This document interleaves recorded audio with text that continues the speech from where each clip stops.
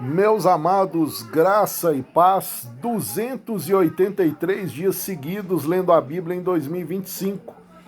Textos, 1 Crônicas, capítulo 17, Salmo 132 e Evangelho de João, capítulo 3.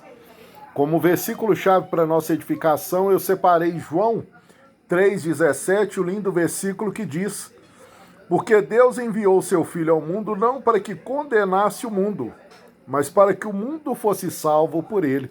Jesus não é o caos, ele é a solução. Ele veio ao mundo e, logicamente, muitas pessoas que não crerem, não receberão condenação, mas o objetivo primórdio, principal de Jesus não é condenar, é salvar. A especialidade de Jesus é resgatar aqueles que querem resgate, é socorrer aqueles que querem socorro. E que você e eu possamos tomar posse desse socorro, dessa salvação que Jesus veio trazer para as nossas vidas. Como texto para a nossa meditação, eu separei 1 Crônicas, capítulo 17, do versículo 2 ao versículo 4. Até mesmo os melhores profetas, como o consagradíssimo Natan, pode se confundir sobre a vontade de Deus, mas a vontade de Deus é muito minuciosa, é muito delicada, e muitos pregadores embarcam nesse sentido. Eles vão na base do oba-oba, do positivismo, de falar só palavras boas para as pessoas, como que bajulação, e muitas das vezes nessa palavra não é exatamente o que Deus concorda. Se acontecesse com Natan, que era altamente sensível à voz de Deus, imagina comigo e com você. 1 Crônicas 17, 2. Então Natan disse a Davi: tudo quanto tens no coração, faze, porque Deus é contigo. Estava sendo acabado, o Davi fez uma palavra para Natan, deu uma palavra a Natan dizendo: eu vou construir um templo para o Senhor. O Natan concluiu que é uma ideia boa, Deus merece ser honrado, vai ser honrado com isso. E o Davi é um homem de Deus, Deus já deu várias vitórias para ele, não vai ser essa vitória agora que Deus não vai dar.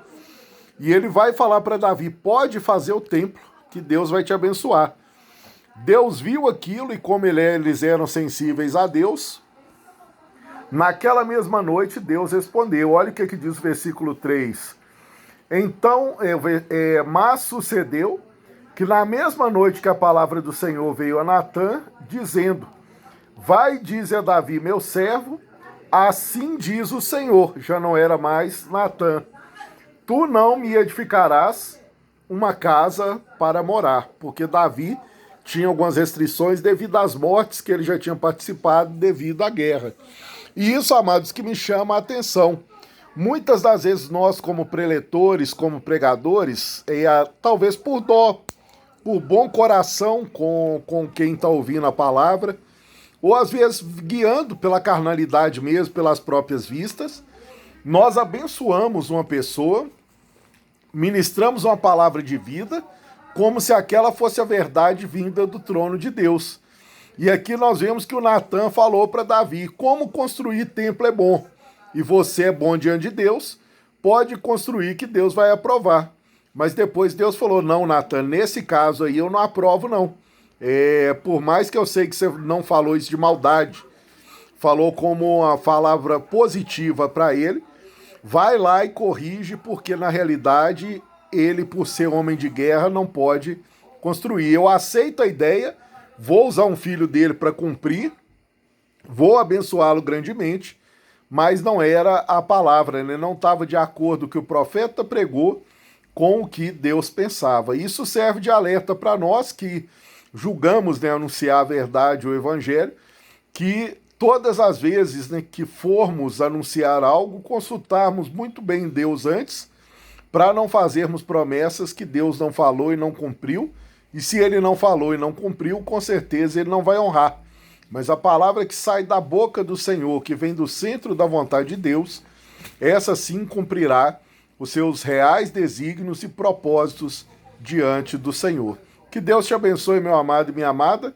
Excelente fim de semana, excelente leitura bíblica no poder do Senhor Jesus Cristo, e que Ele nos oriente sempre.